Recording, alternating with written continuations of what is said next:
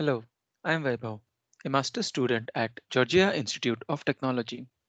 Today, I am going to talk about our work around orchestration for the LEO satellite edge. I am sure you all would have heard about them, especially with the series of launches made by SpaceX for its Starlink constellation earlier this month. Its main goal is to provide low latency internet to the masses. At the very least, this will improve the long haul latencies by about 20 to 30% compared to the current terrestrial infrastructure. Traditionally, all satellites have been used in the bent pipe mode, where they are just used to relay requests acting as dumb routers. But as the usage of the satellites is expected to increase, it makes common sense to deploy an edge on the satellites, the LEO edge. It is straightforward to see how the LEO edge can help reduce the latency as it will incur only one RTT compared to the two for the bent pipe scenario. At the same time, it can also save on the backhaul bandwidth. From our initial experiments, we could see that a simple 4 GB cache for all Wikipedia pages can achieve a hit rate upwards of 50%. Similarly, many of the current satellite missions like weather forecasting and remote sensing can benefit immensely from a LEO edge. More importantly, and the reason we got interested in this space is that a LEO edge can significantly help to make the whole LEO satellite ecosystem economically feasible. The terrestrial internet infrastructure has welcomed edge computing and helped it neatly integrate with the current cloud ecosystem.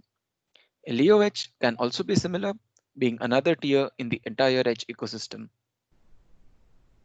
However, this would entail that, like terrestrial edge, multiple applications are supported in an on demand manner.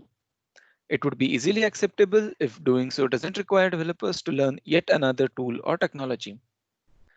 The problem with most of the current satellites is that they serve a single mission. Thus, their orchestration stack only caters to specialized and well planned missions. Hence, to support multiple applications, we require an orchestration service which can handle the on demand, dynamic, and multi tenant operation. This is where we make a high level design decision to use the terrestrial orchestration stack instead of developing a new one. While this does provide many benefits in form of all the technological advances in the data center space, it will also allow seamless interoperability with the terrestrial edge and help with easier adaptation with the terrestrial development community, especially with multiple of these terrestrial stacks available today, like Kubernetes and Docker Swarm. A better and seamless adaptation can provide a strong economical boost. This also helps us leverage all the developments in the terrestrial orchestration stack, which boasts of an active and large community. For this paper, we use Kubernetes to demonstrate our findings. So, before moving forward, let us see what comprises the current LEO satellite ecosystem. First, you have a ground station, which is connected to the terrestrial internet backbone. This is the medium through which the terrestrial network can connect to the satellites. Next are the LEO satellites themselves. Generally, each satellite would revolve around the Earth in its fixed orbit.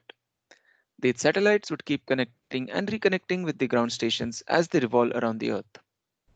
A ground station can have multiple satellites visible at a given point of time due to the huge number of planned satellite launches. With that basic understanding, now we can talk about the key design goals of a LEO Edge orchestrator we identified. In fact, let us see what happens when we try to use this stack for LEO Edge. To begin with, the satellites are continuously revolving around the Earth. At an altitude of 200 kilometers, a satellite would be visible only for 7 minutes from any point on Earth. Thus, a ground station has a continuous flow of incoming and outgoing satellites that make and lose contact with it. As the outgoing satellite moves out of sight, there is a loss of the network connection between the ground station and the satellite. In terrestrial orchestrator, this would be flagged as a node failure, monitored for some predefined time to ascertain the failure, and then the system would trigger a reschedule operation. This causes the orchestration system to take long to complete the reschedule operation. And as we discovered, it can be really long, to a point that it can make any LEO Edge application unavailable for most of its orbit. But interestingly, these node failures would be periodic, unlike the sporadic and random failures in the terrestrial systems. So, if you are able to predict the path of a satellite, we can initiate the reschedule operation at the moment when the satellite is about to go out of sight, and thus reduce the unavailability caused due to the handoff. In that sense, we can achieve just-in-time orchestration.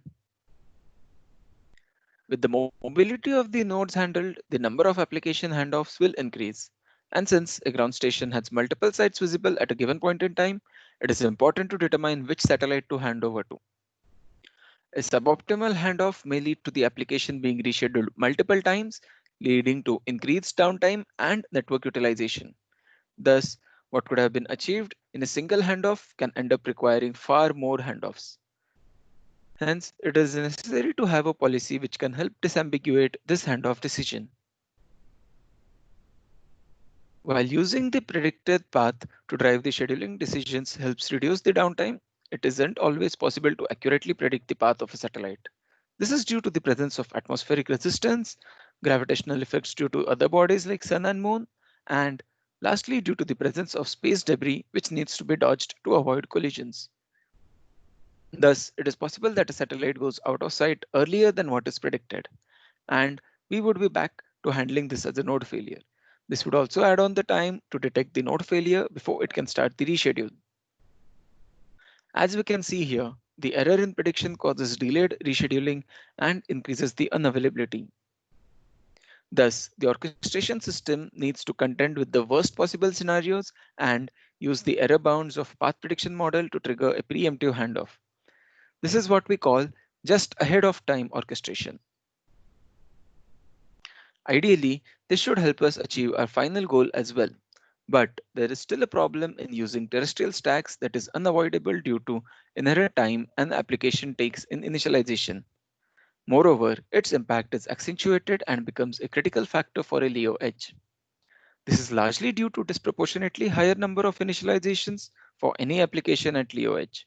For example, a LEO edge node at altitude 200 kilometers will cause more than 200 initializations in a day. Anyways, regardless of reductions in that initialization time, it is not possible to reduce it to zero and it will continue to add on the downtime for a LEO edge. Hence, it is important to compensate for the app initialization time during the preemptive handoff to achieve the final goal. To summarize, there are two unique challenges for LEO edge orchestration. The first one being the mobility of a LEO edge node, and the second, the difficulty in accurately predicting the path of the satellite. These problems are more profound for stateful applications where the core idea of localization might be rendered invalid without access to a state and thus obviating any benefit a LEO edge would enable. We observe that these challenges are amplified due to one core reason, the tight coupling between the orchestrator and the underlying infrastructure, which is reasonable for terrestrial edge but not for the LEO edge. Further, these challenges would be true for any non-stationary edge, for example, a truck hosting edge applications. Thus, to solve this problem, we present Krios, which is a loosely coupled orchestrator. It uses three constructs to drive its orchestration decisions, namely usage of path projection models to predict when a satellite would go out of sight, cluster affinity chains to leverage periodicity in the satellite paths, and temporal compensation to achieve just ahead of time orchestration.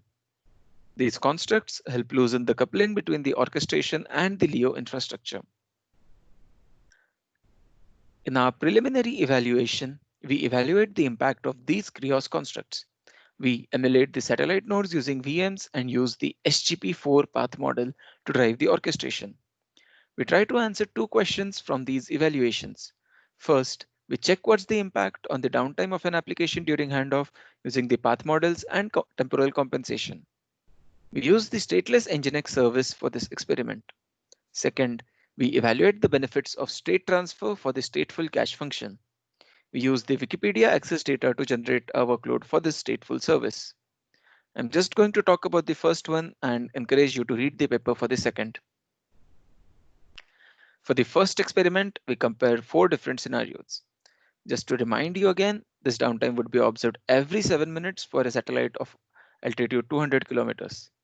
For the first scenario, we use stock Kubernetes. In this case, it incurs a downtime of almost 350 seconds, which implies 85% unavailability. To validate if the initial observation is down to the configuration of Kubernetes, we make some changes to make Kubernetes more reactive to failure and increase the monitoring frequency.